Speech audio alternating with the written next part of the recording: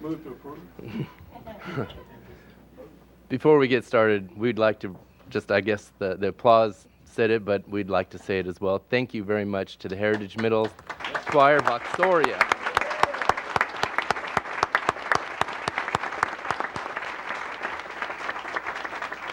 That was a wonderful program, well worth going over our start time to hear you finish. Thank you very much. With that being said, we'll go ahead and call this meeting to order for the Williamson County Board of Education on this is April 20th at 6:34 p.m. 2015. If all the board members would please signify your presence at this time.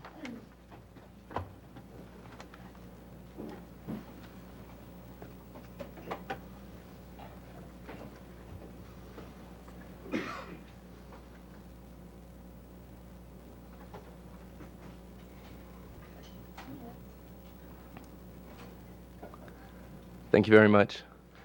We will begin with the Pledge of Allegiance, led by Mr. Hullett, followed by a moment of silence.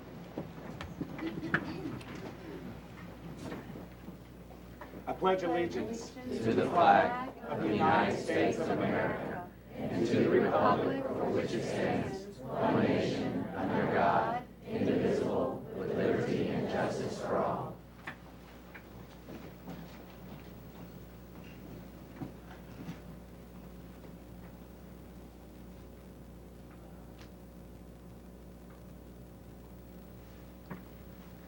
You may be seated.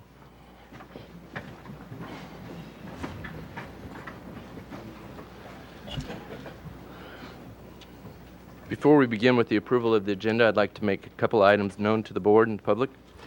Items C, F, and H on the consent agenda were removed from the consent agenda and they will be voted on separately. As well, item F under new business, consideration of proposed school board lawsuit settlement has been pulled from the agenda.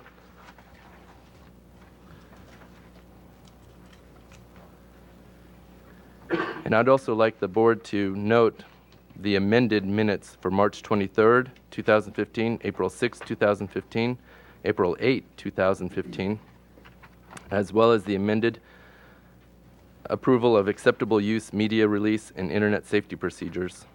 Item C that has been removed from the consent agenda.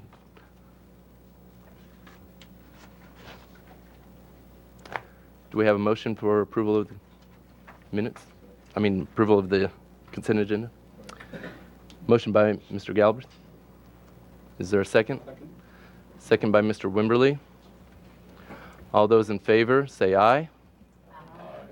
Those opposed? Motion carries.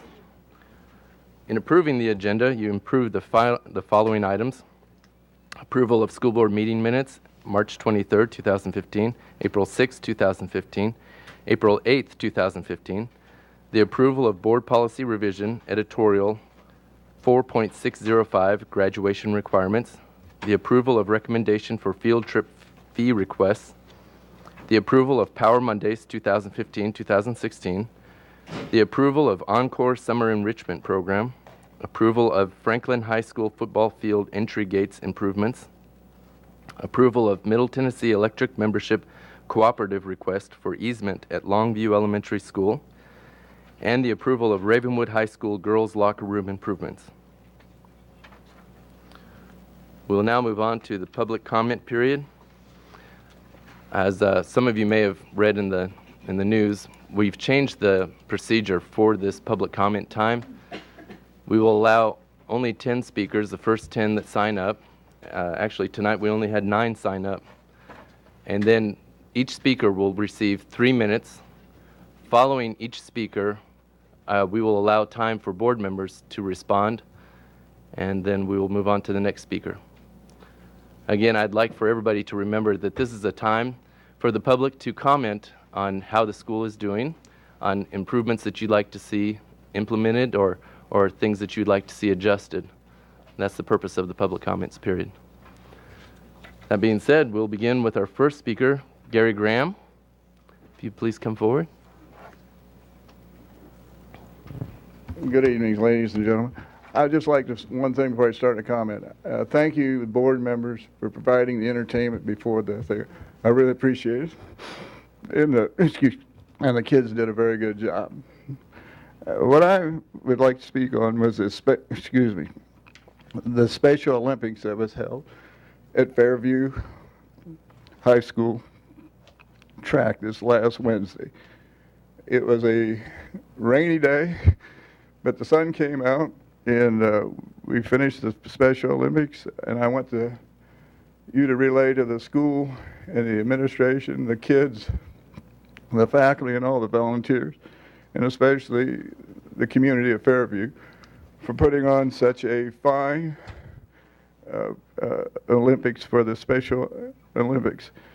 It was great to see the middle school, the Hillsborough and Fairview elementary kids that were there in the stands and the sidelines cheering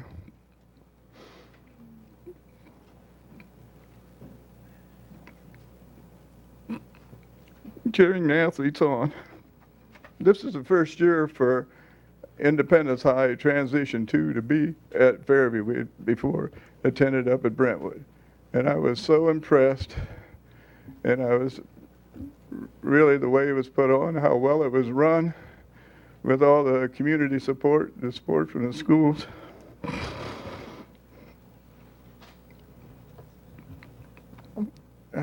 It was really good to see the students interact with the athletes and cheering them on.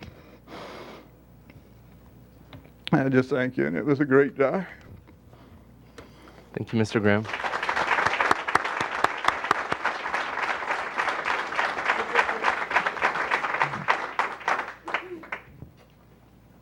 Ms. Peterson? Hey, I get to be the first one. How exciting is this? I just want to recognize Mr. Schrader, who's standing there in the back room. I don't believe Dr. Oyer's here, but they really did do a fantastic job. This is the third year that we've held those Special Olympics at the Fairview High School, and it is an incredible opportunity for us to be able to host those, and they do such a wonderful job, and it's so well attended by our community, and I want to second the sentiments of that gentleman, say thank you very much for all the work that you do. Thank you, Mr. Peterson. Mr. Gregory? Thank you, Mr. Graham, for that. I appreciate it very much. This event's been held at Centennial, I believe, in the past, and it's just a wonderful event. And I would ask that the district do a aggressive job of promoting this when it takes place. I would have loved to have gone down there and been a part of that. But unless it happens in your area, it seems like we don't know about it. So it's a wonderful, wonderful event. And we just ask maybe Jeremy Qualls gets involved and promotes it on a district-wide basis so we can all take part in it if we'd like to. Thank you, Mr. Gregory. Our next speaker is Heather Anderson.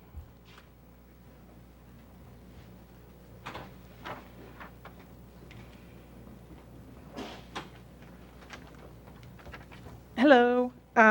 I just wanted to get up here and also thank some people. First, my name's Heather Anderson, parent of a 6th grader at Spring Station Middle School. Her name is Kalina, and I wanted to thank her math teacher, Mrs. Lockhart, because she is now doing outstanding in math, which was her worst subject. And so I wanted to just get up here and publicly thank her. I also want to thank Mr. Hullett for standing up for and listening to all of us citizens and standing up for us and putting forth our concerns, because I do feel that those were not addressed in the meeting on Thursday. And I also would like to thank Mr. Looney and all of the Williamson County staff for taking care of our student safety in the past week, because I know a lot of us parents have been very concerned with all of the things that have been going on. And PJ knows, because I email him on a regular basis, that safety is my overriding concern between buses and things like that. So I just wanted to get up here and publicly thank all of you. Thank you, Ms. Anderson.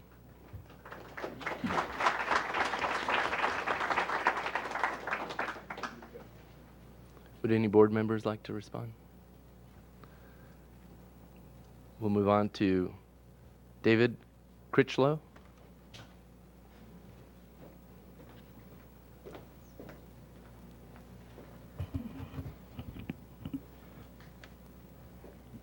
My name is David Critchlow. My wife Sarah and 5 children reside in the 9th District. I am currently the Franklin High School Athletic Booster Club president.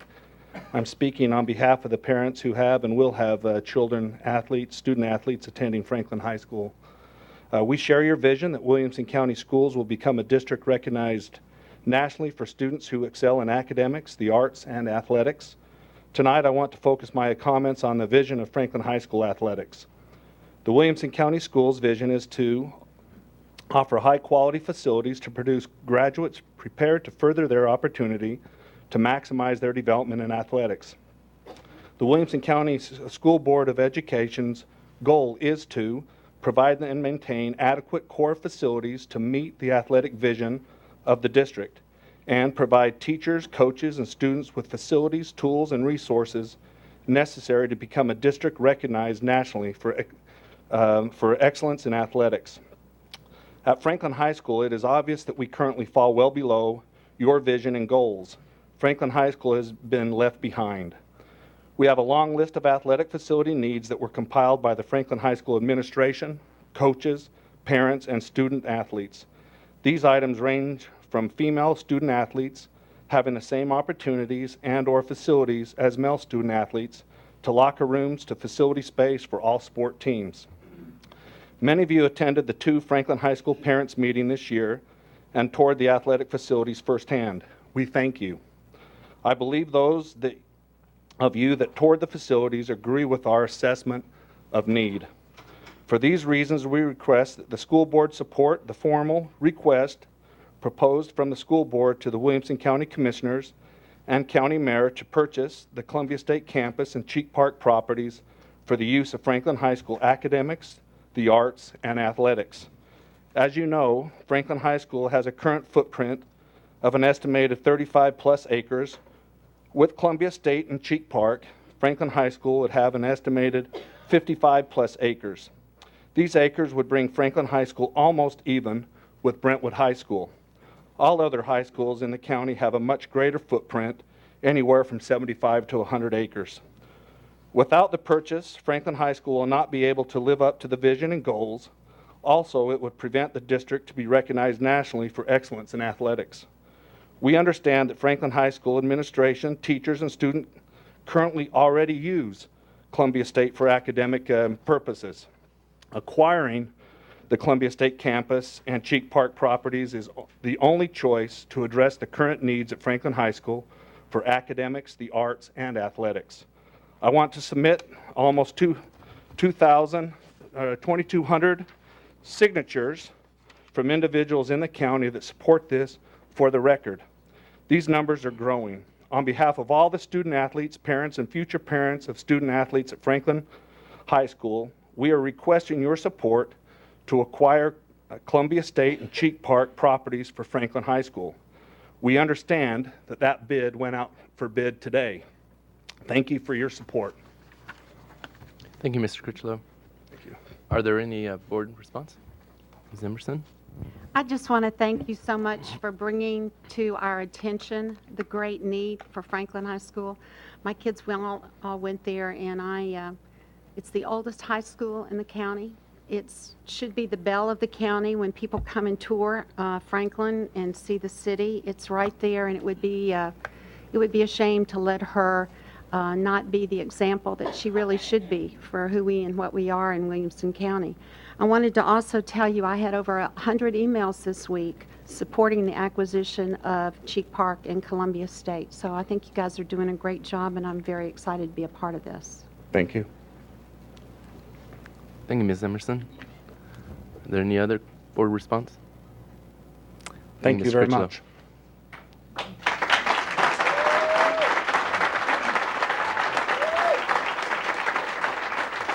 Dr. Burgos? Now, I warn you, the next couple of speakers are all going to be talking about Franklin High School as well. Do you want to say it now or hold? I can save it. That's all right, okay. all right, we'll say it. Our next speaker is Zachary Wolfson.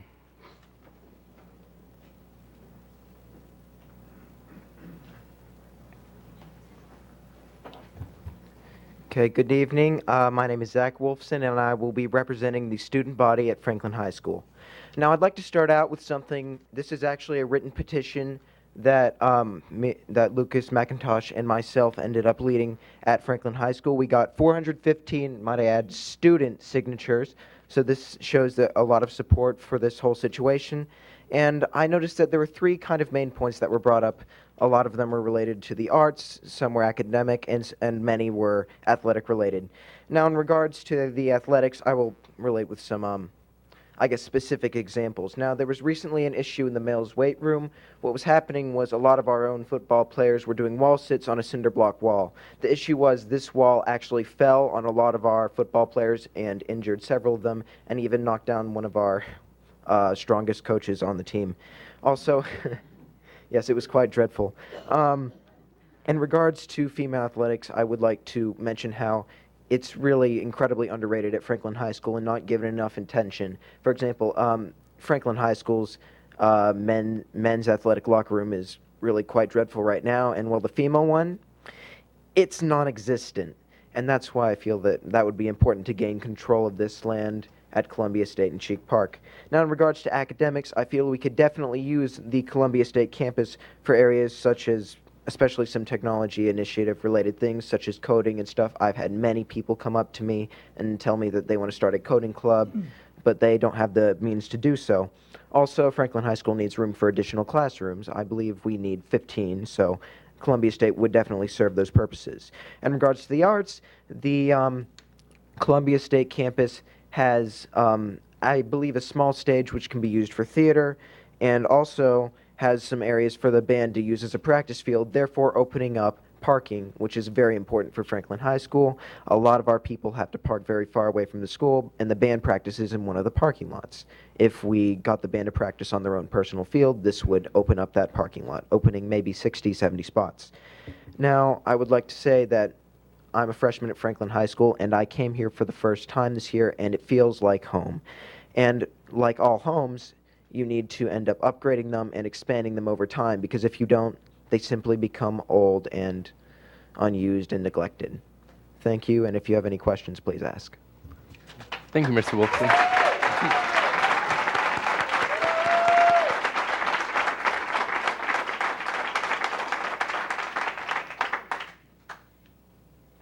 Dr. Burgos?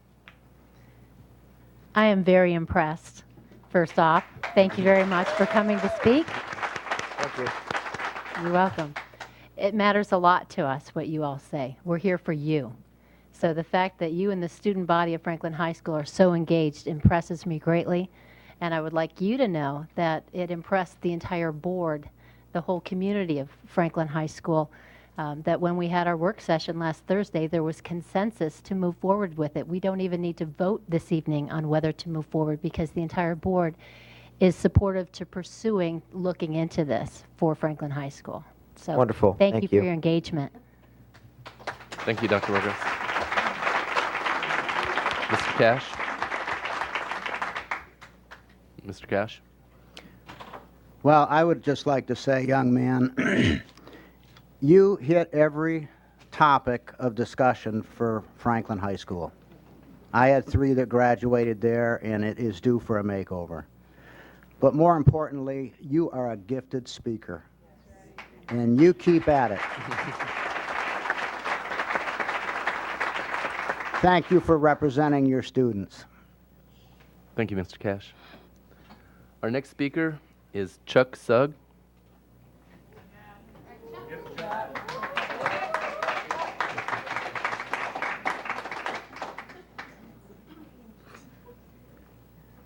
Good evening, everyone. My name's Chuck Sugg, and excuse my attire. We had a cancellation today at Independence, so we're here to speak and talk a little bit about Franklin High School and athletics. And I want to thank, first of all, the Williamson County school systems. Besides a passion for softball, I work with Sonic Drive-In. Sonic Drive-In serves half-price shakes after 8 p.m. every night. Tuesday nights, burgers, half price, 5 to close. Besides that passion, We're so blessed to be in Williamson County. I have people that I talk to all the time in business that ask, what school should I go to? I can't tell them which one not to go to. They're all great schools. And Dr. Looney, you do a great job as well as the board. We appreciate everything you do. But let's talk about athletics. The vision that we have, it can't be fulfilled unless the facilities are in place. We've got a great IB program at Franklin High School. It can't work if the curriculum that we have is outdated or inadequate, and basically that's what it is. We talked about a locker room, and congratulations to Ravenwood for getting theirs improved. We don't have one.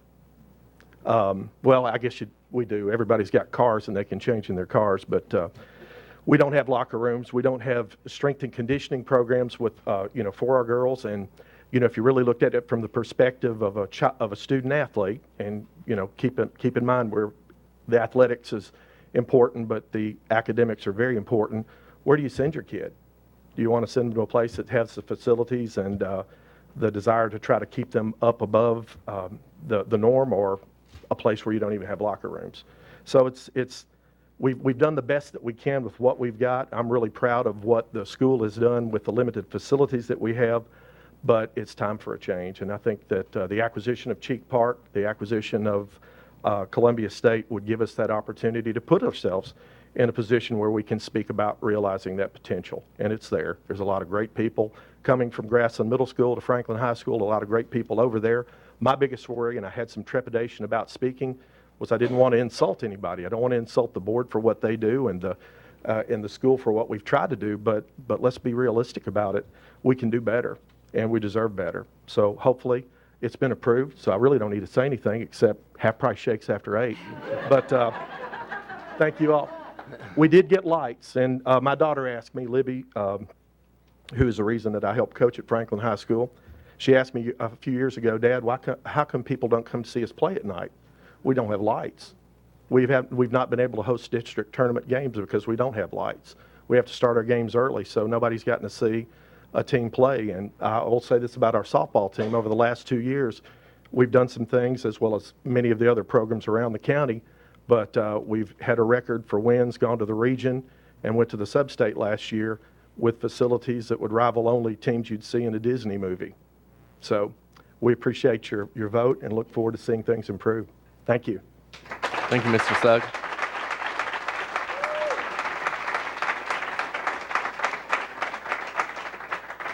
Mr. Gregory? I'd like to say, in spite of Mr. Sugg's shameless promotion, that the school district, as well as the county parks and recs, appreciates Sonic and all they do for the school system and parks and rec. I don't think they've ever turned us down for anything we've asked for. Yeah.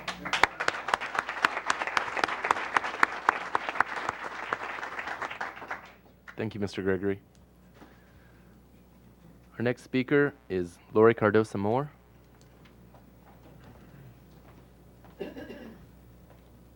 Good evening.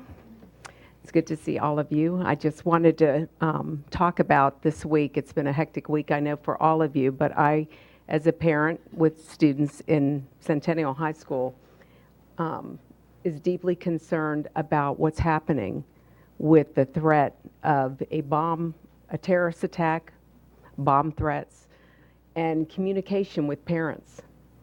Today I found out when I picked up my daughter from school, from Centennial, I did not get a phone call. I was not advised that there was also a gun threat, a shooting threat on the campus. Now, my daughter told me that after the students found out that this was making its way on the Twitter feed, that these students were contacting their parents, and their parents were emptying out the school, coming to pick up their children. And I had no idea that this was going on. And I am here to recommend to the board that the board review its policy and its procedures with regards to a major terrorist attack. I don't know when the last time was that the board reviewed its policy and its procedure with regards to an attack, but when my children told me that my daughter was put on a bus and kept there on the campus, my son was put under a bleacher on the field, and if this would have been a terrorist attack with automatic weapons, our children would have been sitting ducks.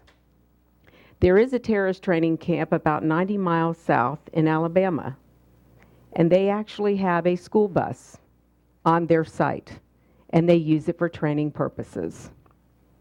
My concern is if we put our children on a bus and we leave them there, or we put them out under bleachers on a field, they are open to an attack.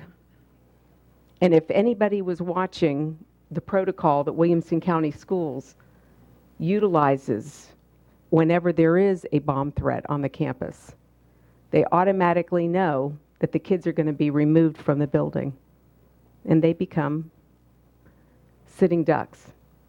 So I'm here to ask if the board would please take some time to review and evaluate the procedure working with law enforcement. And I have been on the phone with TBI this week. I work with the Homeland Security Organization out of Miami and Georgia State University, and they agreed that putting the children out there in wide open could be a potential hazard.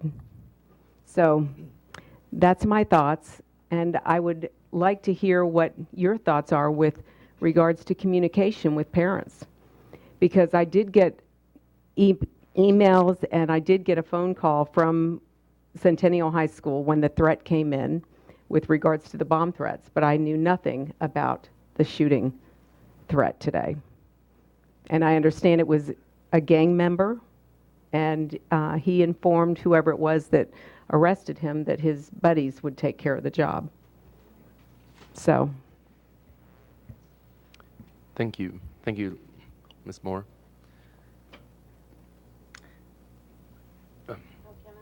Sure. Ms. Emerson. Thank you so much, Ms. Cardozo-Moore, for coming and sharing your concerns. I think there's a lot of things that we can learn about the many bomb threats that we've had this week.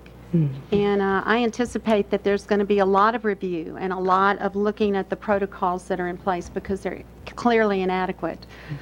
Times are not the same as they were 20 years ago or even 10 years ago. We've got a lot more things to take into consideration, and we need to reevaluate what we can do to keep our kids safe.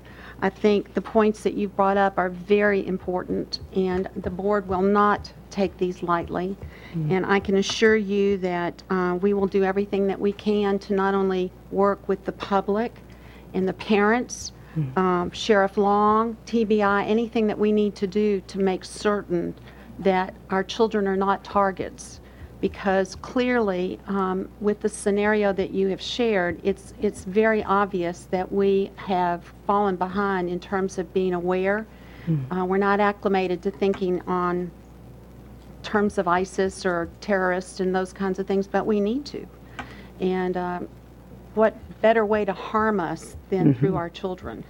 So I just want to thank you so much, and I look forward hopefully to you working with us in helping us craft something that will keep our kids safe and help with the communication with the parents and with the within the county. So I look forward to your offering your services. Thank you. Thank you, Ms. Emerson.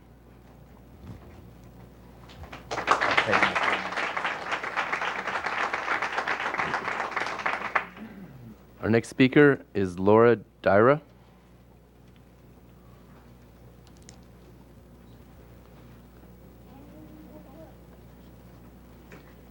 Hello, everyone. My name is Laura Dyra, and I am the current president of Franklin High School Parent Association, so it's another one for Franklin High School.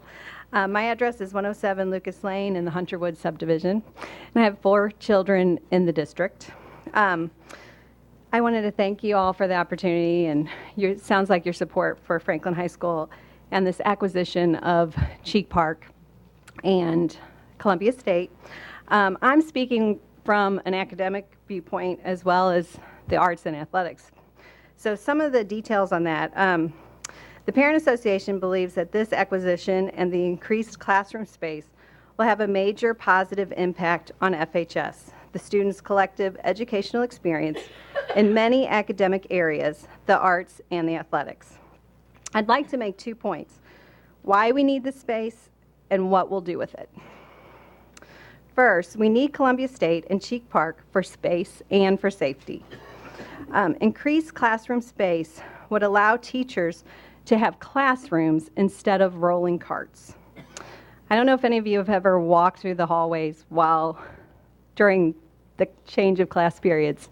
So if you can imagine swimming upstream, that's kind of what it's like. And then imagine pushing a cart. And imagine doing that for all the periods of the day. So it's difficult. So we believe that having the increased classroom space that Columbia State would offer would help improve the productivity of the teachers and not have instruction time wasted by setting up each classroom when they get in there, including the computers and their materials. It would also allow students to benefit to be able to have class-specific teaching aids on the walls, and students' work could be shown as well. Increased classroom space would allow new CTE and arts programs to be implemented, such as engineering, infotech, and dance, for which currently there's no space available. Increased classroom space would allow for study halls to be held in classrooms with desks instead of in the auditorium where there is no desks. It would also allow for the AP and the IB testing to be on the Columbia State campus. Currently, more than a third of the school takes those tests at Columbia State for 2 weeks and at a church for 1 week. Acquiring this space would allow the testing to be all at Columbia State. And if we got that property taken away, then we would have to find somewhere to do the AP testing. Increased classroom space would also allow for other fine arts programs to be included or enhanced, such as dance, color guard, band, and theater. Our kids would be safer if we had the whole property. We all know a bill is in place on the table that would allow guns in the parklands next to the school. And also, we would have extra people parking in those lots if that property wasn't ours. So it helps to keep all the students on that property. As a school, we want to involve all our stakeholders to arrive at the best plan possible. Some of the potential ideas that we've talked about is having a freshman academy, a senior academy, an AP/IB academy, additional space for CTE programs, additional space for labs, opportunity to offer dance as a class, opportunity to offer other fine arts, opportunity to offer additional strength and conditioning classes. As we all know, FHS combines practical education and college prep. And I can speak, my son just went off to college, and he was very well prepared. He did great in the broadcasting program. And that's just, they have a really strong school. I believe that this is really important, and I know a lot of other people do too. We need to continue the excellence as our population grows. Please help us obtain Columbia State and Cheek Park. This is our last chance to expand. Thank you.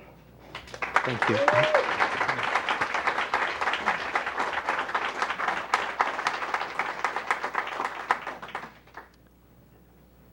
Any board response? We'll move on to Miss Amy Wells.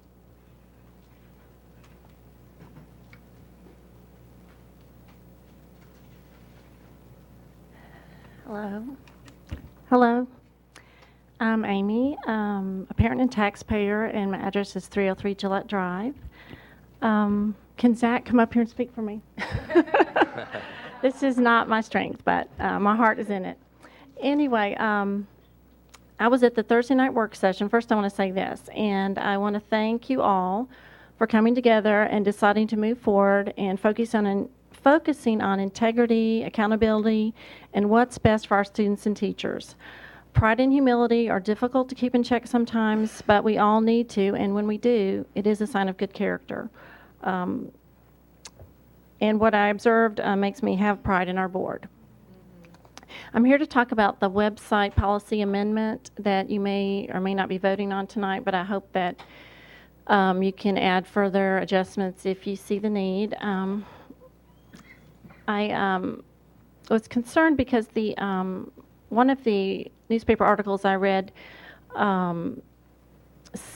seemed to report that one of the inappropriate links or sites was found from a university link. But when I had seen it, it was in the curriculum, the standards. And one in particular, which is now down from our curriculum and website, but it's still out there, so I encourage all parents to look at it. It's www.beconvinced.com. And this site could be accessed previously through Teaching and Learning, Scope and Sequence, Middle School Index. It was for 7th graders under the history standards. But it was very embarrassing to me that it was allowed in there. And if we wonder how homegrown terrorism starts, this could be one of the ways. It was highlighted in blue, and it was near the top of the column. It was not hidden. It was one of 3. And I have a screenshot from what it looked like. And you may think this is mute because it's not there anymore, but I have questions about who reviews our online curriculum. Will this happen again? It promoted one religious faith while falsely denigrating and misrepresenting others. It asked for monetary donations to Allah. It sold One Muslim World T-shirts. And actually, a lot of the online curriculum surrounding this link was questionable as well, as it promoted one religion with obvious omissions about their tolerance of other faiths and belief in education for all. It subtly and clearly negated another. Another problem I found with an inappropriate website was not on a university site, though I'm sure those are problematic, but it was on the 3rd and 4th grade math curriculum standard website, as I addressed at another school board meeting, and it is also down now, but it may have been under other grades as well, I'm not sure. But it was also accessed through Teaching and Learning the usual way. Anyone could link on it, and it seemed like a normal video, harmless, math class needs a makeover, but when you went to it, it went to YouTube. And as we all know, YouTube, in the right column, there's any other kind of math related videos, and there were many that were very inappropriate. So my questions are, as I understand it, Common Core is not a part of social studies or history yet. So I'm wondering, did this online curriculum come from our state standards? And so going forward, will there be more internet links? Will there be can we review, or what will be the review process for online curriculum and the links? Are they only done through state reviewers? I think you proposed having a local review group, so I'm curious as to know who these persons will be. Will they be more than one, and what are their qualifications? Mrs. Wells? Is that time? You're past it. Okay, sorry. That's okay. If you could kind of wrap up your thoughts. Okay, last thing. I think that was it on that. But I did, regarding what's happened this week, I read in the paper that it was mentioned Dr. Looney wanted schools to review their policies on school safety, but I'm wondering, wouldn't it be less confusing if the county had one policy for all schools to follow regarding school safety, regarding bullying, regarding the BYOT initiative? Because I know at one time I had wanted a BYOT policy for our middle school rather than a full-blown one like the high schools might want, but we were told no. So I was just hoping the rationale for that could be explained, why different policies among the many different schools. Thank you. Thank you, Ms. Wells.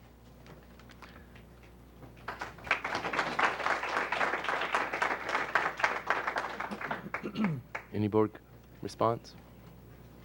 Okay, we'll move on to the last speaker, Ms. Laura Hines. Lana Hines, sorry.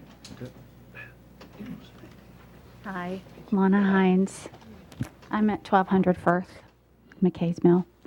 I was here a few months ago, and I addressed something that was found in my 5th grader scope and sequence about the American Indian movement.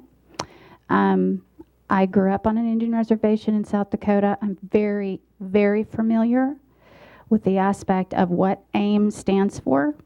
And I would like to know specifically what has been done to remove it from the scope and sequence for my 5th grade son and for all 5th graders. And if it is going to stay on the scope and sequence, then that there is an alternative resource to explain and describe the murders and the FBI atrocities that they've committed. But I'd also like to kind of be recorded as seconding what Ms. Moore has talked about, just in concert with her. I'd like to know specifically what the protocols are. I know you said that there are different ones specifically in different schools, but is there, like Amy said, common protocols across the county in the event of a terrorist attack? And how is the system going to communicate during that situation, or how are they going to preemptively counter something like that as far as communications go from happening, and letting the parents know what they're going to have to do specifically as far as, you know, something, God forbid, ever happened and I have to pick up my kids from Clovercroft. I don't know the procedure, and I know a lot of parents that don't, and I speak for a lot of them. So I'd like you to address that. Thank you. Thank you, Ms. Hines.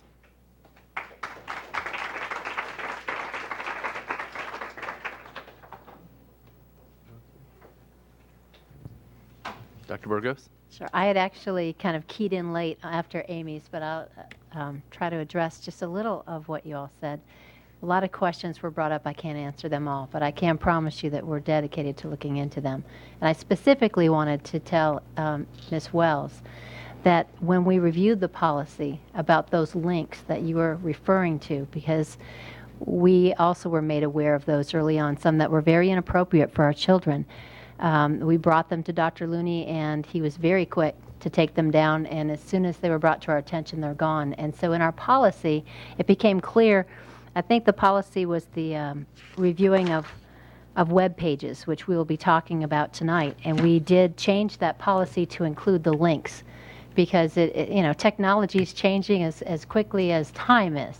And so it's important for us to monitor those links as well, and that was added to the policy so that they will be regularly reviewed. We even added the word regularly, because annually wasn't enough. You know, they can pop up very quickly. So we're aware of that problem. We're committed to safeguarding our children and what they see and what's appropriate and what's not. So thank you. And thank you for your vigilance. If you all bring things to us and say, look, this is on the website and we don't think it's appropriate for children, tell us, because we want to know. So thank you for your comments and for your engagement with the children. Thank you, Dr. Burgos. Ms. Emerson? Thank you. Ms. Wells, I want to thank you also for bringing your concerns to the board, and I want to tell you that we are still revisiting this document. We're still looking at it, and we are refining it, and we're looking at different documents across the state. So we are not, we're very aware that there's some flaws in it and that we need to tighten it up. As far as Ms. Hines, I wish I had an answer to tell you what alternate resource we could supply. I'm very concerned about what you have shared, and I'm embarrassed to say that I can't report that anything's been done about it. So you have my promise that I will take this and talk to some folks and see if we can get some good answers for you. Thank you, Ms. Emerson. That concludes the public comment period. The next item is communications to the board, the superintendent's report. Dr. Looney. Thank you, Mr. Chairman. Board members, good to see you this evening. I'll make a couple of comments in general about some of the comments that have been made.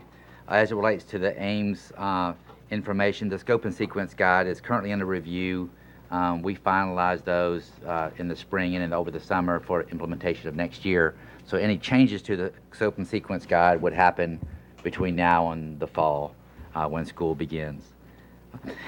As it relates to safety and security, obviously it's been a tumultuous week. I can report to you that to the best of my knowledge, we either have made, or not we, the law enforcement has either made or is making, as of this evening, a total of 6 arrests at various schools, with one more, I believe, that will follow tomorrow.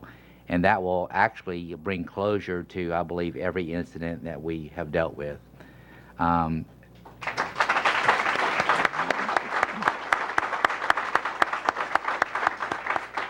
I will say, first, I'm embarrassed that our community is dealing with this, but I'm also hopeful because the reality of it is our law enforcement officers, our EMA, our first responders did a marvelous job in supporting our schools.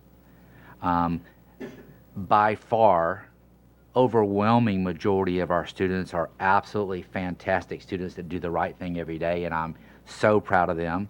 And the reason, honestly, that we were able to take some of these swift actions is because students helped us in the process. So I'm very, very proud of our students, and I will tell you that to everything that I've been given, there is no gang activity or terrorism activity associated with any of these incidents. We don't have any evidence that substantiates any of that. There's some students making some really bad decisions in order to try to get out of school, and it escalated, and once one school was out, another group of students wanted to be out, and students unfortunately lost judgment. There was no shooting threat at Centennial High School today. That unfortunately was a rumor that actually began as a result of a comment that a student made in another school, and it spread through the social media world very quickly. And the truth of it is that student is under arrest as well. And so we have learned a lot from the incident, and that is, communication is a miracle, and you can never communicate enough and to everybody's satisfaction. We communicated with telephone calls, with Mrs. Birdsong made multiple calls. We tweeted, we Facebooked, we invited the media. We used every channel that we knew that was available to us, but that doesn't mean that we got it right, because there's always room for improvement as it relates to communication. As relates to our specific safety plans, we have comprehensive safety plans that have been reviewed by one of the best experts in the United States on school safety. He was here shortly after the Sandy Hook incident. We hosted the statewide safety conference, and he went through every one of our schools and worked with our principals to develop safety plans. And quite honestly, those documents are protected by Homeland Security, and we don't share those with the public for obvious reasons. If we tell the public how to do everything and where we're going to stage people, then that puts our students and our faculty and staff more at risk. I will tell you, as a retired Marine that happened to have worked with explosives, I am incredibly confident that these incidents were handled well by all of our staff members and by our teachers and our administrators, by our students and the parents. I share the same angst that our parents share. I have children in the school district, and believe it or not, I still feel like the 36,000 students that we serve are in some way mine, and to certainly feel the responsibility for them, and I in no way would ever place them in harm's way. In every incident, I think the principals handled the situation based on the information that we had in an appropriate way. I hope that our parents and our students are listening tonight, because the truth of it is our schools are safe, but they're only as safe as they are if we work together. It's absolutely critical that parents have conversations with their children at home about the consequences of these kinds of activities. There is no such thing as a prank anymore. When I was in school, you could have pranks. These aren't pranks anymore. These are felonies that people are committing, and I'm not sure that the students that are doing these things completely comprehend that. And we can't teach that at school alone. We need parents to provide appropriate supervision in social media and at home with students and their devices. At the end of the day, all of our schools have gone through a little bit of a hiccup this week, and I'm not sure we're through the woods yet. We might have another incident or two, but I feel like we've made good progress. I believe that our schools are safe. If I didn't think that schools were safe, I would close them down without question. But I do feel our schools are safe, and I think our staff did a commendable job. I am very hesitant to share any of the contents with our safety plans with anybody that doesn't absolutely have to know, because the more people that know the plan, the more risk that you are creating. And I've learned that through my career in this line of work, but also my military career. With that being said, I'd be glad to answer any questions that board members have about the safety and security of our schools. I honestly and candidly sit here tonight to tell you that I believe that our schools are just as safe today as they were 3 weeks ago or last week or will be tomorrow. We're vigilant. We have increased security this week. I was in buildings today. We had law enforcement officers in building, plain clothes officers, uniform officers. Kids are having to sign to go to the bathroom, at the bathroom, and when they leave, the teachers classroom. We may have gone to the extreme, but we want to make sure that we're getting over this hurdle. That completes my report unless you have questions.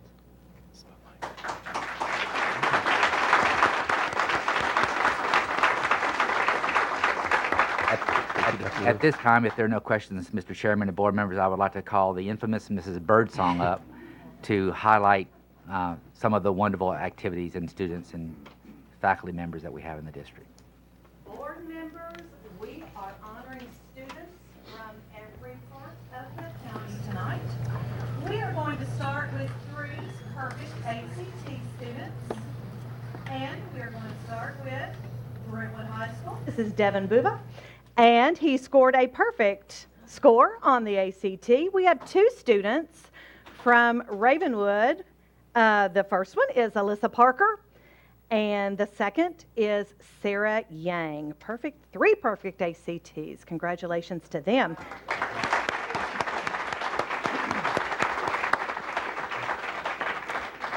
Now let's talk about National History Day, and these are your state champions from Ravenwood High School: Brittany Garcia, Rasha Botsukar, Sithara Samudora, Joe Roebuck, and Sarah Drexler. Their teacher is Amy Serdaki. And an art award tonight, Scholastic Art and Writing National Gold Medal. This is Sasha Madden. Her teacher is Diane Taylor, and she goes to Ravenwood. We had, I guess Brentwood High School just pretty much cleaned up at the National Speech and Debate Tennessee competition. These students that I'm going to introduce you to will go on to compete nationally this summer. This is Sarush McLean, and he is our state champion in congressional debate in the Senate. And this is Curran Shaw, and he is your state champion in congressional debate, House 1. This is Craig Martin.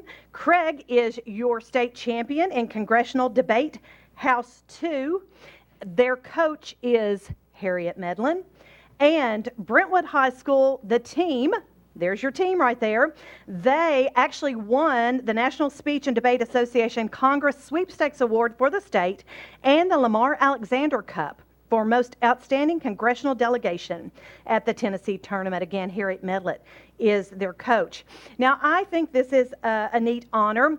There are two students from the entire state of Tennessee who get to go to the National Youth Science Camp, and we have them both.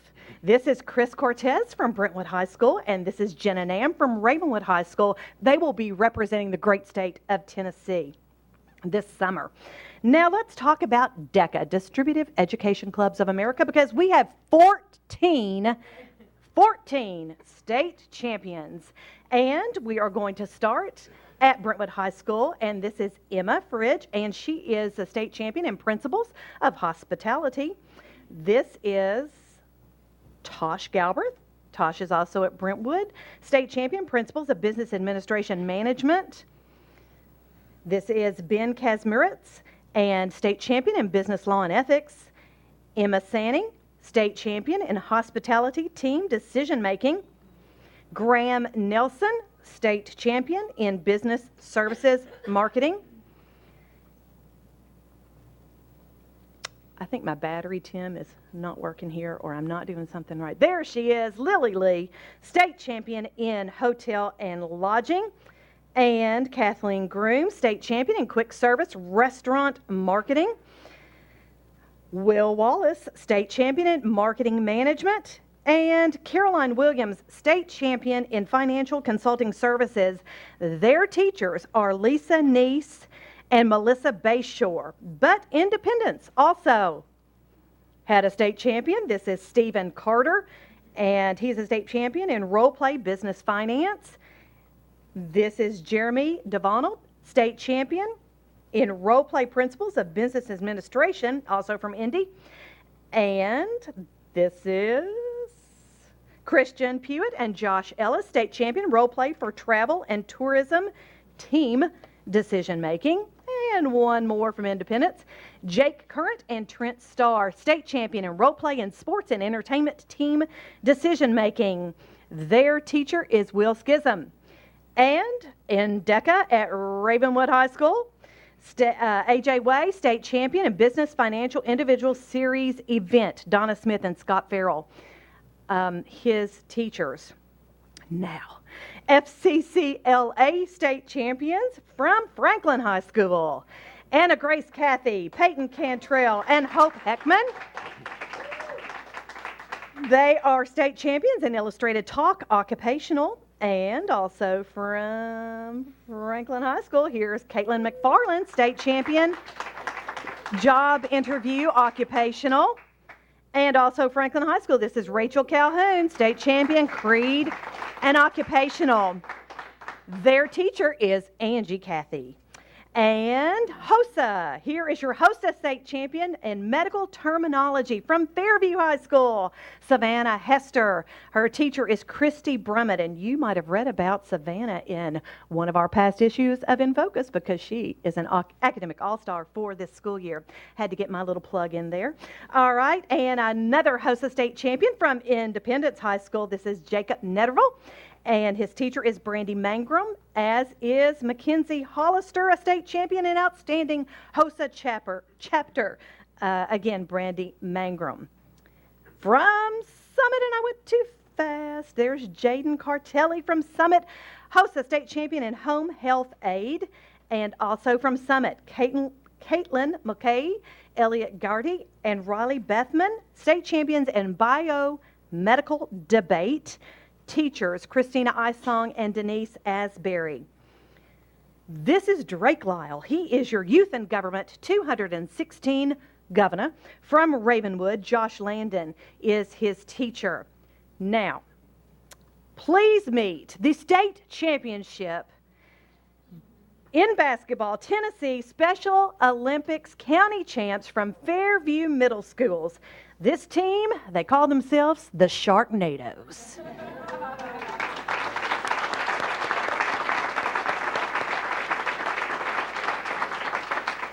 Our athletes are Anna Matlock, Peyton Evans, Elijah Haney, Braden Jenkins, Hayden Smith, and their partners are Blake Russell, Parker Jaco, Maddie Simmons, Shay Arney, and Logan White. And their coaches are Jamie Lane and Coach George Potter. And last but not least, in the arts, we have Carly Fell, who is asked to perform with the Tennessee Music Educators Association Conference. She attends Page High, and her band director is Matt Emerson. Whew. Congratulations to all of our students.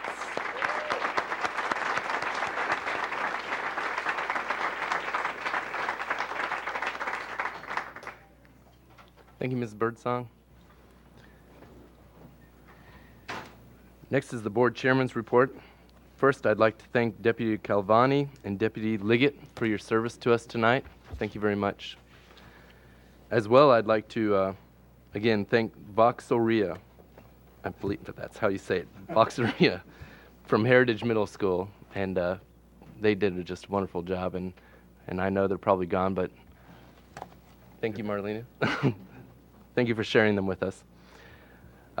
At this time, I'd also like to ask all principals and teachers in the audience to please stand that we may recognize you.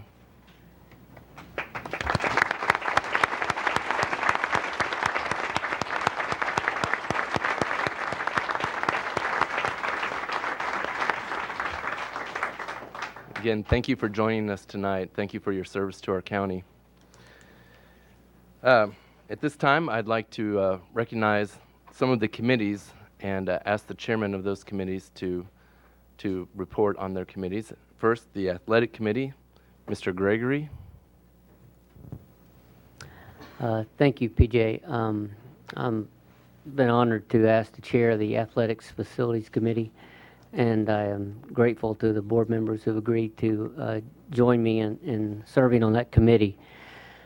Of course, Franklin High School's boosters and supporters have brought a lot of attention to athletics here recently in the Rebel Up calls, and we greatly appreciate that. I'm hopeful that the light that they have shown on Franklin High School will shine on all the high school athletic facilities, and we'll bring everyone up to speed the best that we can in safety and equity, and do the best job that we possibly can for one of the three pillars of our excellence, which is athletics, which I strongly believe in, and I'm looking forward to serving with this committee. Thank you, Mr. Gregory. Next committee is the Legislative Committee. Mr. Wimberly. Thank you, Mr. Chair. I think probably the appropriate thing to do is provide an update on the pieces of legislation that we passed resolutions on. And I've got good news and bad news. First, good news, we passed a resolution supporting a bill that would change teacher evaluations. Not only has that been approved by the legislature, but the governor has already signed it into law. And per our staff, it does not fix the teacher evaluation issues that we have been, as a state, struggling with, but it is a step in the right direction. So that certainly is in concurrence with the resolution that we passed. So that's good news to report. We passed a resolution that would, bless you, that would require 65% of BEP funding to be approved by the state. That did not pass. It's probably dead for the year. Bless you again. What is going on over there? We passed a resolution in opposition to a requirement that warrants be mandated before electronic data of students could be checked. That did not pass. It has been deferred until next year. So that was consistent with our resolution.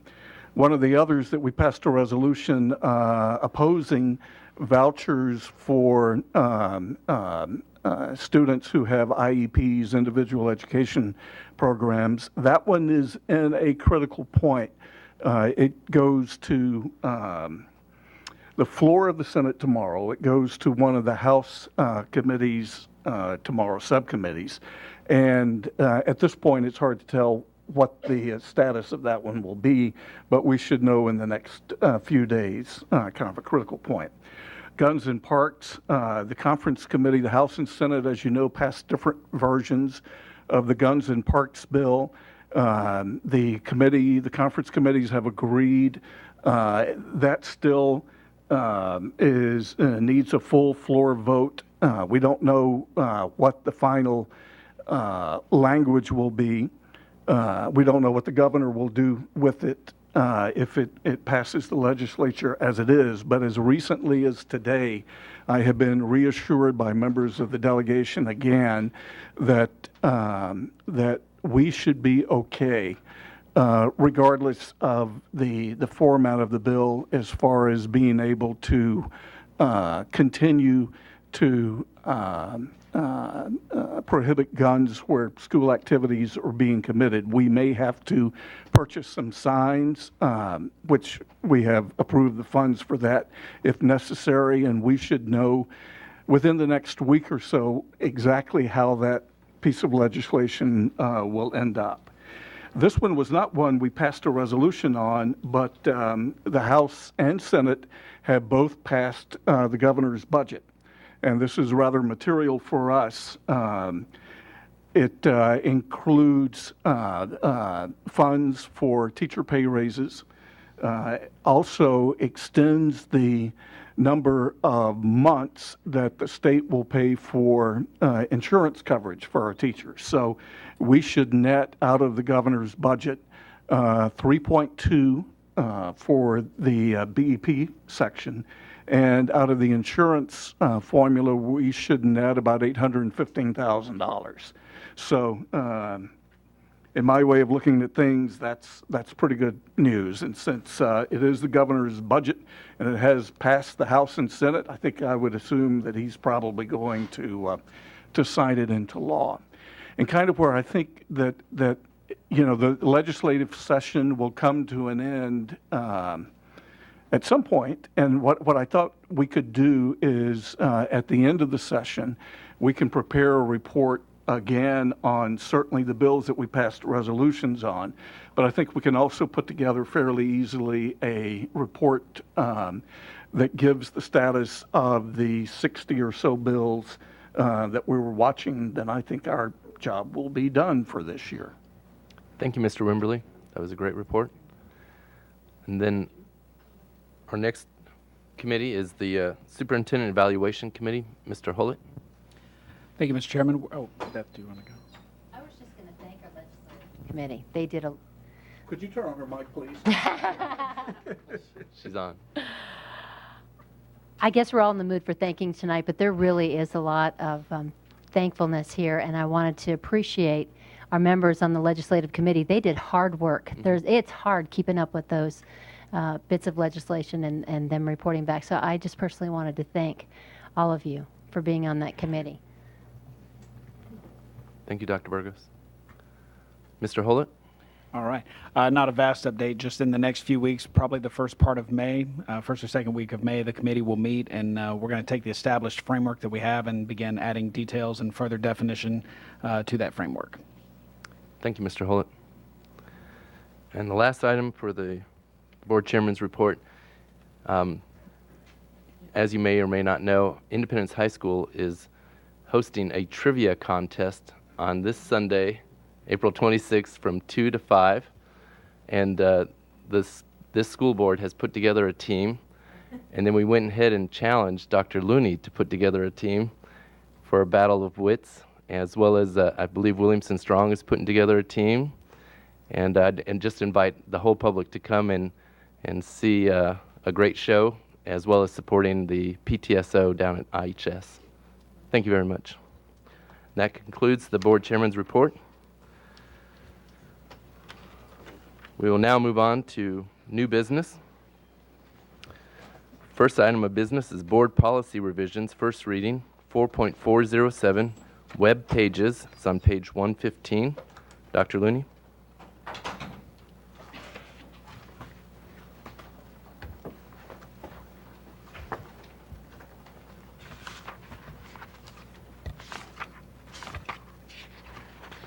Thank you, Mr. Chairman, board members. This is the first reading of a proposed policy. You have identified, or we have identified for you the changes which are outlined in blue, and the items that are recommended to be taken out of the policy are represented as well. I do recommend approval of this first reading. As you know, this goes through 2 readings, so you have another chance at this next month. Thank you, Dr. Looney. Do we have a motion from the floor? Motion to approve, Mr. Hullett. Second by Mr. Peterson. Is there any discussion? Seeing none, we'll move to a vote. Motion is to approve the web pages, board policy 4.407.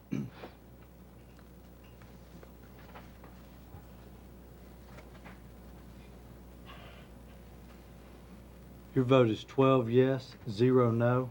Motion passes. Next item is board policy 4.6051, credit requirements for graduation. It's on page 117. Dr. Looney. Thank you, Mr. Chairman and board members. This too is first reading of policy. This really is coming about as a result of primarily some changes in the requirements for intervention, which are located on page 118. And then we have recommended, staff and I have recommending a change as it relates to honors level courses being taught at the middle school level, specifically language and mathematics. Recommend your approval of first reading. Thank you, Dr. Looney. Do we have a motion from the floor?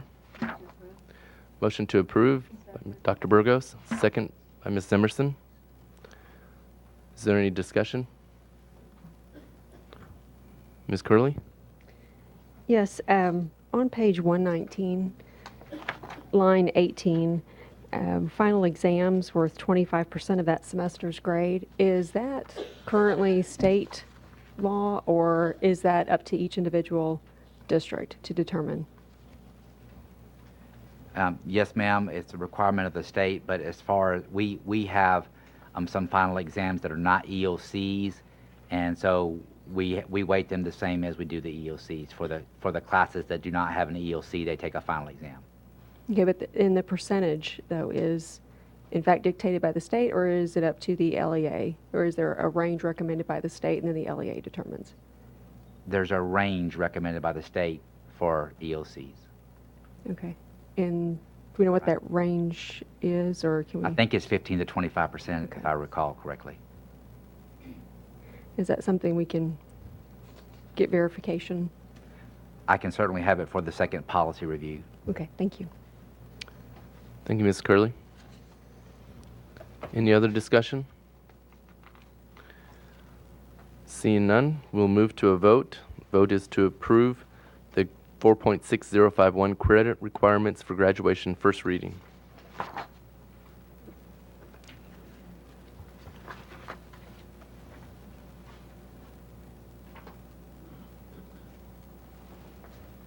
Your vote is 12 yes, 0 no.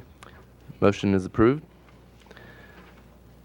Next item is the 2014-2015 budget amendments.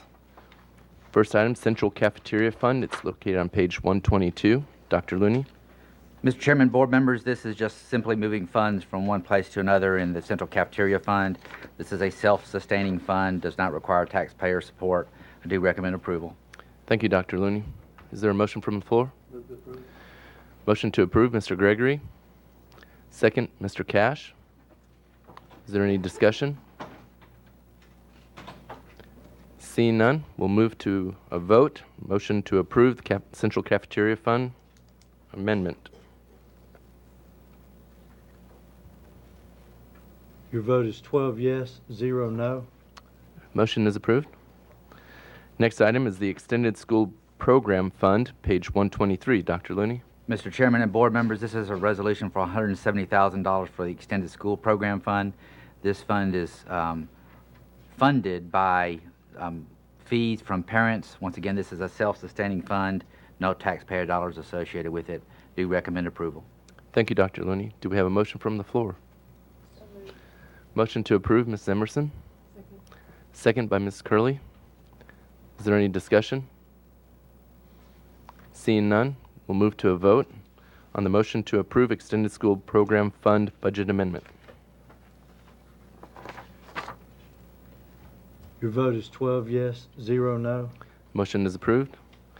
Next item of business is the 2014-2015 budget resolutions to County Commission, additional special education /504 expenses. It's located on page 124. Dr. Looney. Mr. Chairman and board members, this resolution allows us to provide some additional services to students that were required to by their IEP. If you look on the expenditure side, it really tells the story about where the money would be going. $96,000 for other contracted services for 504, contracted with private agencies, $50,000, regular instructional equipment, $2,500, and other contracted services for $250,000, for a total of $399,362. I do recommend your approval. Thank you, Dr. Looney. Do we have a motion from the floor? So moved. Motion to approve, Mr. Hollett. Second, Dr. Bartholomew. Is there any discussion? Seeing none, we'll move to a vote on the motion to approve the budget resolutions to County Commission, additional special education 504 expenses.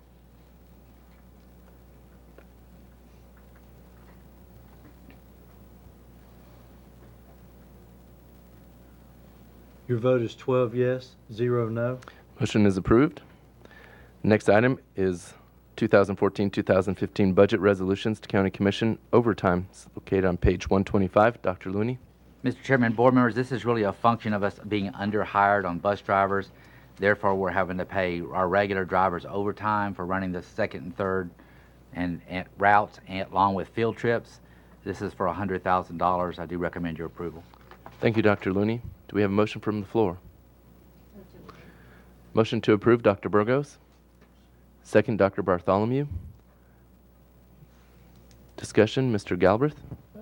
Dr. Looney, Mr. Golden, can you care to inform everyone as to the status of our bus driver situation? I know we've been struggling for a while. Yes, sir, and Mr. Golden might be able to give you a specific count. Jason, can you do that? We continue to try to train drivers. We've actually had one that we expected to start today, and so I'm going to be a little iffy on the exact number because we had one individual who was scheduled again to start work today. We are about, in my experience, we're about really 8 short as a practical matter, but that we also have sub drivers that we budget for, and we're short on sub drivers as well. So we are typically falling behind about 8 or so buses a day, and it may be more than that depending on how many drivers are out sick. Thank you, Mr. Galbraith. Any other discussion? Seeing none, we'll move to a vote on the 2014-2015 budget resolutions to County Commission overtime. Motion to approve. Your vote is 12 yes, 0 no. Motion is approved. Next item is the City of Brentwood request for quitclaim deed, page 127. Dr. Looney. This comes as a result of a traffic study that was done in conjunction with the City of Brentwood, and they would like to add, as I understand, a turning lane where Brentwood Middle School is. The map is located on page 128 that identifies the area. I do recommend your approval. I think this will help with our traffic flow issues, or some of our traffic flow issues in the Brentwood Middle and High School area. Thank you, Dr. Looney. Do we have a motion from the floor? So moved. Motion to approve, Mr. Hullett. Second, Mr. Cash. Move to discussion, Mr. Hullett. Thanks, Mr. Chairman. I just want to say thanks to everyone who put time and effort into this, because this is going to be a huge improvement for us at Brentwood Middle School. If you've ever sat there, you know exactly what I'm talking about. And again, I just want to say thanks on behalf of our community. Thank you, Mr. Hullett. Any further discussion? Seeing none, we'll move to a vote. Motion to approve the City of Brentwood request for quitclaim deed.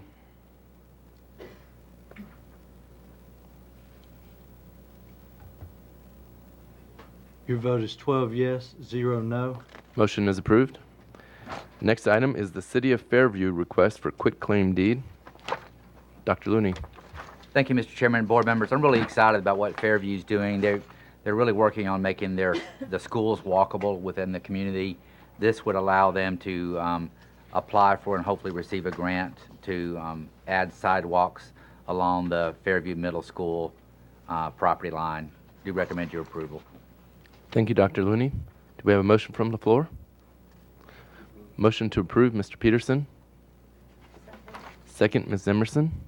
Do we have any discussion? Seeing none, we'll move to a vote on the motion to approve the City of Fairview request for quitclaim deed. Your vote is 12 yes, 0 no. Motion is approved. The next item of business is the acceptable use media release and internet safety procedures 4.406. It's located on page 23. Dr. Looney. Thank you, board members. Mr. Chairman, you had considerable discussion about this document in the work session. We have made the revisions that you discussed.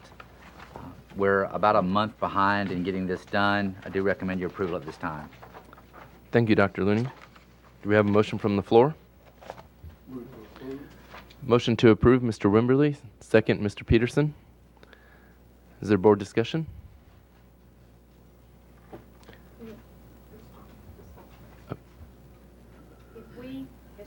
Hold on a sec. Investigate. I'm sorry. That's good.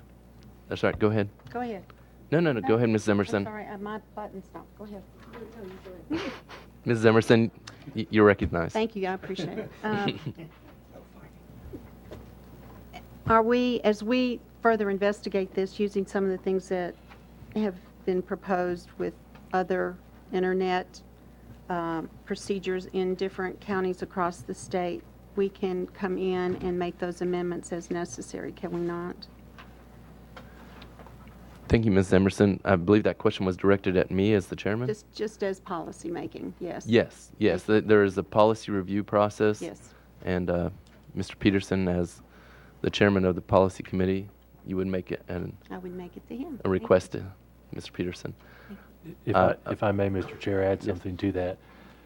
we have a policy, but the acceptable use guidelines are different from policy. The law requires them to be approved at least every other year, and then that acceptable use guideline is in place. The acceptable use guideline does not require 2 votes as a policy would. So I just wanted to make sure you all are aware of that.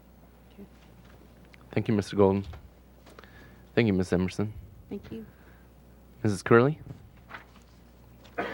Thank you, Mr. Chairman. In looking at some of the policies and guidelines from other districts across the state and even in other states, it seems as though there are some guidelines which may be a little more simplified and straightforward. The one that we currently have is combining guidelines for both employees and for students. And just as we talked about some of the issues that we've encountered this week and the need for parents to have some of these discussions with their children, I think it would be a good move for us to put some more work and effort into this document for parents and students to sign off on, and then also for employees to sign off on as well. Right now, it's 7 pages of guidelines, and when we compare that, like I said, there are some examples out there that just seem very straightforward, maybe a little less cumbersome. And again, in light of those safety concerns, I think it's important that we put forth some guidelines that are reasonable, easy to digest for students and for parents. Thank you, Mrs. Curley. Is there any other discussion?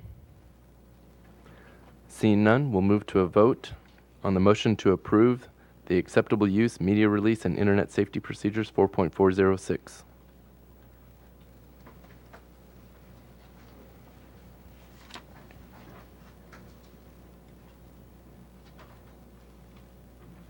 Your vote is 10 yes, 1 no, 1 abstain. Motion is approved.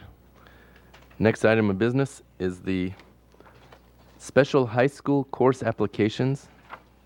Look at on page 35. Dr. Looney. Thank you, Mr. Chairman, board members. You had considerable discussion about these items as well. Dr. Farmer gave you very specific details about the origin of these special course requests. This is one of the things that makes our district special, in that we offer more than just the minimum kinds of courses. These courses are really a product of 2 different things. One, it's a product of teacher expertise, willing to step up and say, I'm willing to add additional value to Williamson County students by offering a course that I happen to have expertise in.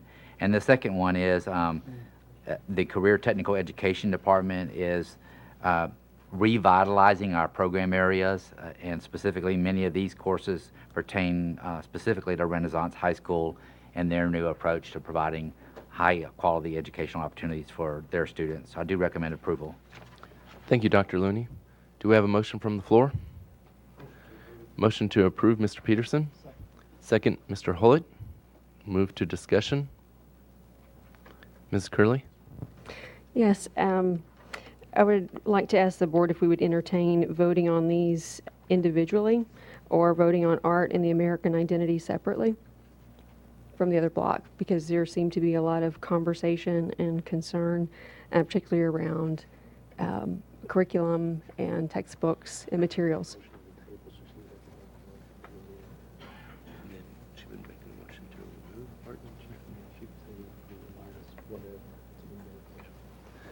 Thank you, Ms. Curley.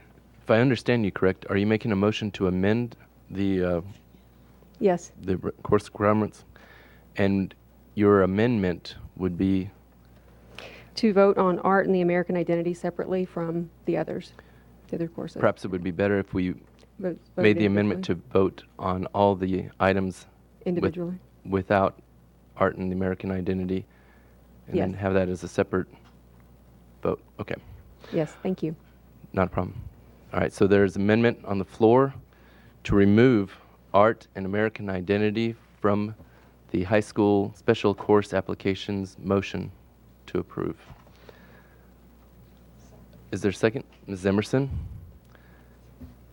All right, we will have now discussion on the amendment. Sir, Ms. Emerson? we talked about this at our work session, and it was my understanding that we were going to review some other books and have an opportunity to sign off on this particular text before we made a judgment about that. So I would like to see that happen. We can do it sooner than later, but I'd like to see the particular text that she has selected. Thank you, Ms. Emerson. Further discussion, Mr. Wimberly? Actually, my comment didn't relate to the amendment.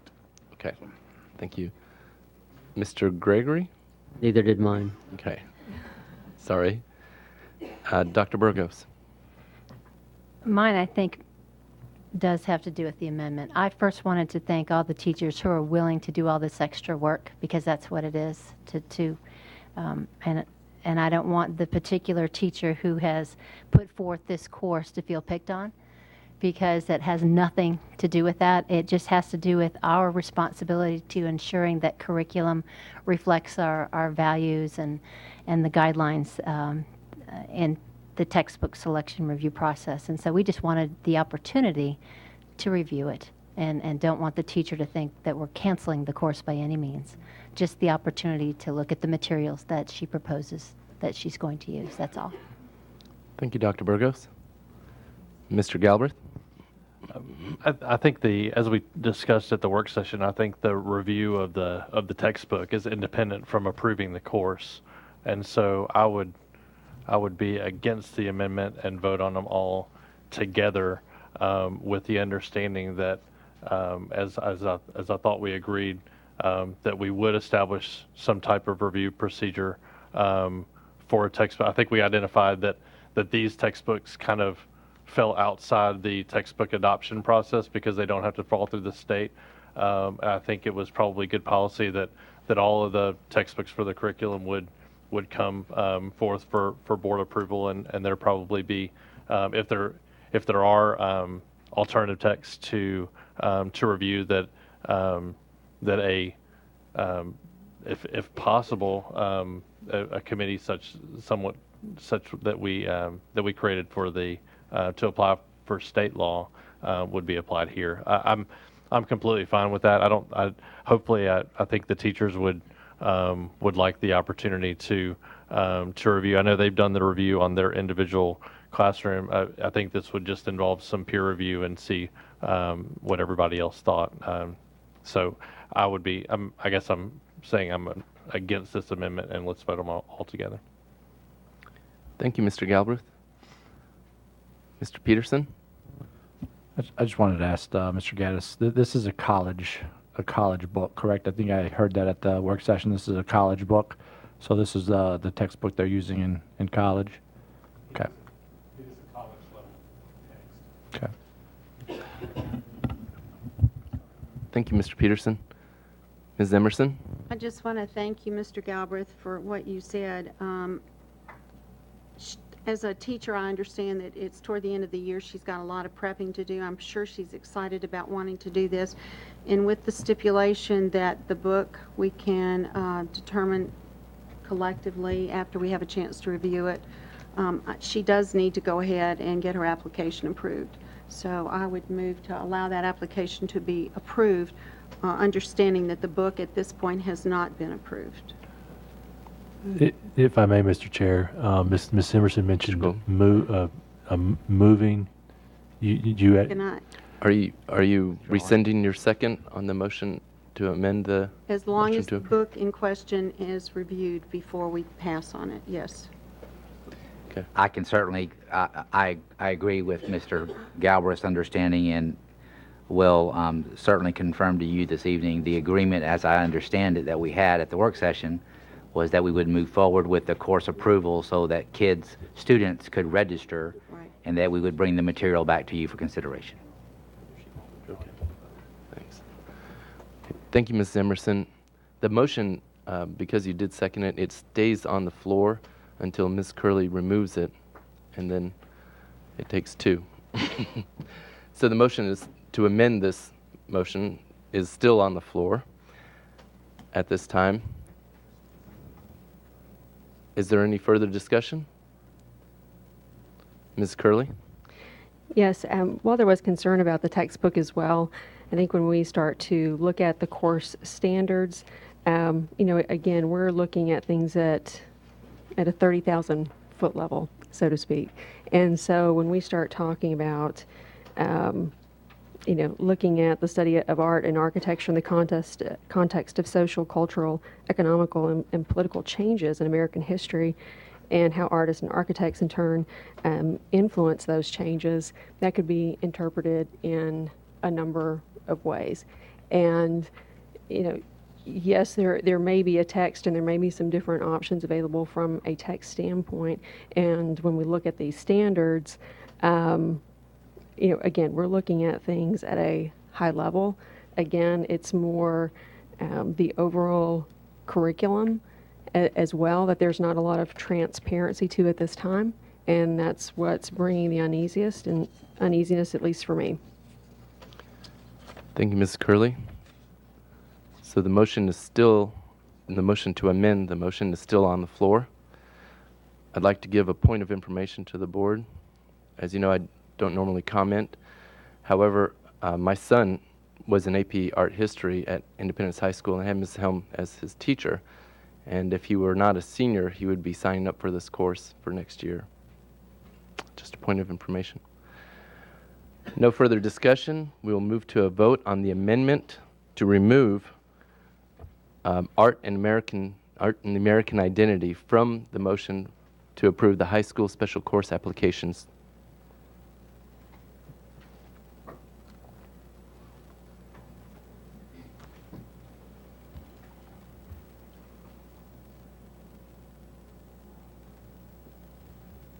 Your vote is 2 yes, 10 no. Motion fails. The motion to amend is failed. The motion to approve the 2015-2016 high school course, special high school course application is still on the floor. Is there discussion? Mr. Gregory. Yes, I'd just like to shine a light on weights and kinesiology 2. Read through the course offering for that. I love PE in school. I think it should be a requirement. Fitness is so overlooked in the overall well-being of students and society as a whole. So kudos to them and good luck, and I may come visit and take a few classes. Thank you, Mr. Gregory. Mr. Wimberly. While we're shining light, I'd like to shine light on these applications that come from Renaissance High School. It is nothing short of amazing to see what they're doing at Renaissance, and would appreciate your support for all of these items. But just a shout out to Renaissance for the excellent work they're doing, and would encourage all board members, if you haven't been there and seen it firsthand, I encourage you to do so, and I encourage the community to check it out as well. It's incredible. I'm real proud of it. Thank you. Thank you, Mr. Wimberly. Ms. Curley? Yes, I would like to echo what Mr. Wimberly said. When we start looking at things like audio production, and given the area that we're in, this is very exciting. And kudos to Renaissance for putting forth these applications, because it is something that's very relevant and unique to this area. And I think it's wonderful to see these additions to the curriculum. I think these are very meaningful. Again, I certainly have my concerns about the first one, but the rest of them I'm good with. Thank you, Mrs. Curley. Is there any further discussion? Seeing none, we'll move to a vote on the motion to approve the special high school course applications.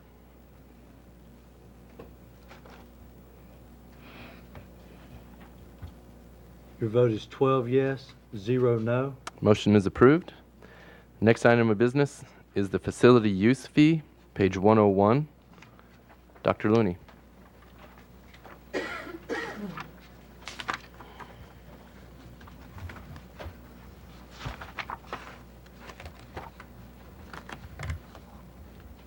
Mr. Chairman and board members, our staff has come forward and making the recommendation to not change the fee schedule for the use of our facilities for the 15-16 school year.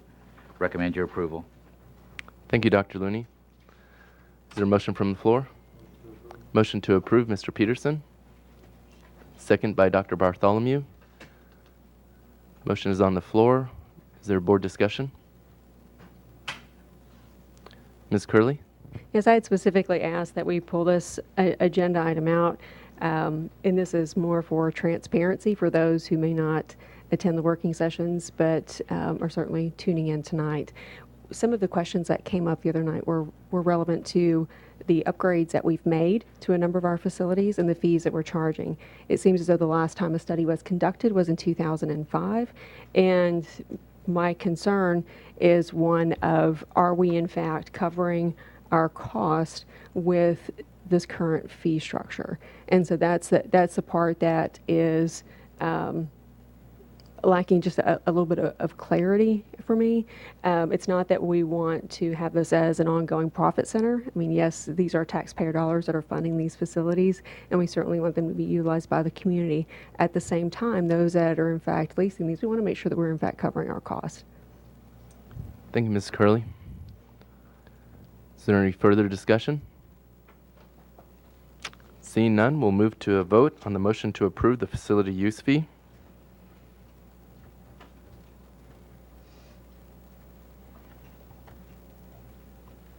Your vote is 11 yes, 1 no. Motion is approved. That concludes the business before the board. Is there any further discussion by board members? Seeing none, we will adjourn this meeting.